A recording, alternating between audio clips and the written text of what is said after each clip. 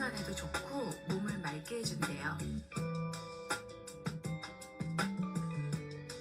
일단 맛있어요. 엄정화 님도 하고 계신다는 하루의 시작인 공복에 올리브유 한 스푼. 요즘 이 루틴 한 번쯤 들어보셨죠? 식욕 억제, 체중 감량, 장 건강까지. 정말 그렇게 좋다면 왜 부작용 이야기도 함께 들릴까요? 처음엔 단순했어요. 하루에 한 숟갈 건강해진다. 라는 말 하나로 무작정 시작했습니다. 그리고 저는 6개월 전부터 매일 아침 공복에 엑스트라버진 올리브유를 마시고 있습니다. 처음엔 속이 좀 느글거리고 머리가 멍해지는 날도 있었어요. 그리고 오히려 늘어난 체중에 내가 뭘 잘못하고 있는 건가? 그러다 함께 하자고 권유했던 엄마가 복부 팽창과 설사를 하셔서 겁이 덜컥 나더라고요. 저처럼 이게 맞나 하며 혼자 불안하셨던 분들 분명 계실 거예요. 검색해도 정보는 들쭉날쭉, 부작용 얘기는 무섭기만 하고. 그래서 이 영상을 준비했습니다. 6개월 동안 제가 겪은 효과와 부작용, 그리고 맛있게 먹는 팁까지 하나하나 솔직하게 나눌게요. 저처럼 막막하게 시작했거나 오이를 먹기 불편해서 시작하는 걸 고민하셨던 분들을 위해서 시작 전에 꼭 알아야 할 주의점과 피해야 할 실수, 그리고 효과를 본 루틴까지 담았습니다. 공복의 올리브유. 누구에겐 습관이 되지만 누구에겐 왜 고통이 될까요? 저도 처음엔 속이 느글거리고 비위상하는 맛에 몇 번 토할 뻔한 적도 있었어요. 심지어 어떤 날은 하루 종일 더부룩하고 무기력해지더라고요. 그래서 나한테 이건 안 맞나 싶었죠. 그런데 비슷한 경험을 하신 분들이 정말 많더라고요. 느끼해서 못 먹었는데 2.5kg 감량 중이에요. 설사하다가 며칠 지나면서 배변이 좋아졌어요. 이런 반응이 면역 반응일 수 있어요. 기름 섭취에 익숙하지 않거나 몸속 노폐물이 빠져나오면서 잠시 불편함이 생기는 거죠. 다만 조심해야 할 경우도 있어요. 복통이 심하고 설사가 멈추지 않는 경우, 구토, 두통, 속쓰림이 지속되는 경우, 또 피부 발진, 알레르기 반응이 심한 경우가 해당이 돼요. 이럴 땐 무조건 본병을 중단하시고 전문가와 상담하셔야 합니다. 무리하지 않는 게 가장 중요하거든요. 제 친구는 공복에 먹었더니 배 아픈 날이 있어서 회의 전에는 괜히 걱정돼서 안 먹게 된다고 하더라고요. 그래서 제가 이런 조언을 했어요. 중요한 일정이 있는 평일 아침엔 티스푼으로 소량으로 또는 공복 대신 식후 섭취로 바꿔보라고. 또 생리기간이나 컨디션이 안 좋을 때 과감히 쉬어도 된다고요. 그랬더니 그 친구도 회사 일정이 있는 날엔 전날 저녁에 테스트해보고 아침에 조절해서 먹더라고요. 이거 정말 현명한 방법이에요. KBS 건강 리포트에서도 공복에 기름을 섭취할 경우 위산이 과다 분비돼서 위를 자극할 수 있다. 그러면서 다음 방법을 추천해줬어요. 그냥 기름만 먹지 말고 바나나 한 입이나 따뜻한 물을 먼저 마시고 먹으라고. 저희 엄마도 이렇게 하고 난 후부터는 속에 가스 차고 설사하는 증상이 사라지셨어요. 저는 지금도 공복에 올리브유를 마시고 있지만 처음과는 방법이 완전히 달라졌어요.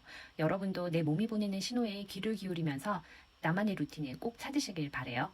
2주쯤 지나니까 가장 먼저 달라진 게 배변 활동이 눈에 띄게 편안해졌다는 점이에요. 그리고 이상하게 군것질이나 간식 생각이 줄었어요. 특히 저는 만성적인 소화불량과 복부 팽만이 심했는데 장을 편안하게 해주는 느낌이 정말 컸어요. 평생 변비였던 삶이라 1일 1 배변 활동의 삶이 얼마나 중요한 일인지 새로 태어난 기분이었죠. 그래서 저의 루틴은 아침에 일어나서 미온수물 한 컵 마시고 올리브유 30ml에 레몬즙 15ml를 섞어서 마셔요.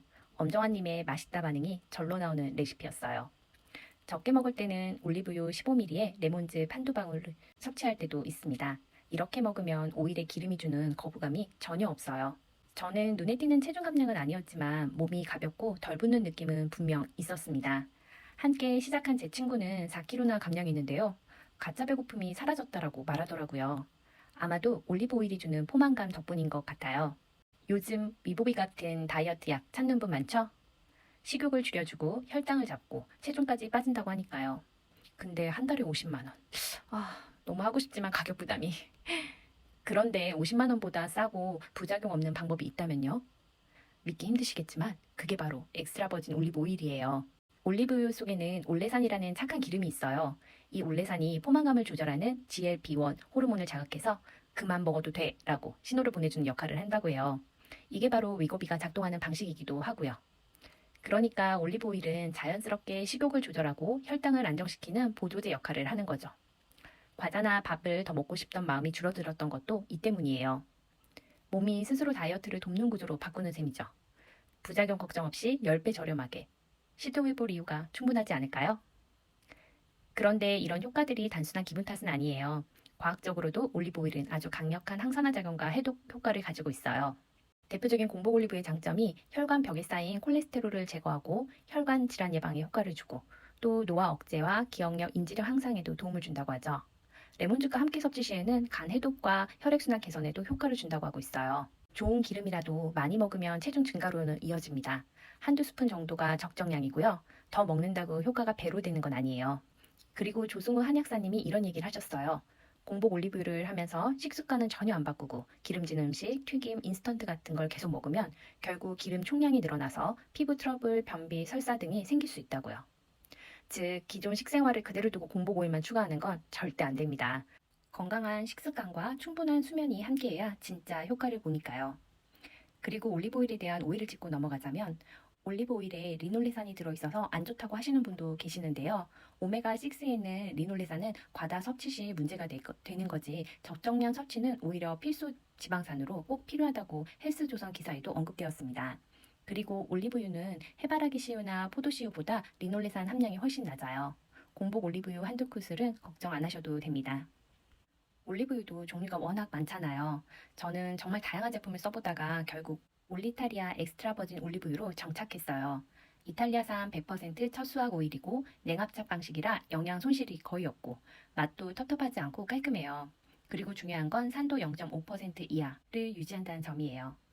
라벨에 이 엑스트라 버진 표시 꼭 확인하시고 투명 용기보다는 어두운 유리병에 들어있는 걸 선택하세요. 공복에 바로 마시는 제품이니까 향과 산도, 원산지까지 꼼꼼히 따져보는 게 정말 중요해요. 귀찮으신 분들은 제가 영상 아래 고정 댓글에 링크 달아둘 테니 참고하셔서 시작하셔도 좋아요. 올리브오일은 단순히 기름이 아니고 우리 몸의 리듬과 교감하며 조절하는 힘을 가진 자연식품인데요. 처음에는 낯설고 부작용도 생길 수 있지만 그건 우리 몸이 스스로 정돈되는 과정일지도 몰라요. 몸에 맞는 속도와 방식으로 천천히 한 방울씩 시작해 보세요. 다음 영상에서는 올리브오일을 활용한 저속노화 요리도 소개해 드릴게요. 구독과 좋아요로 건강한 루틴 저와 함께 만들어 봐요.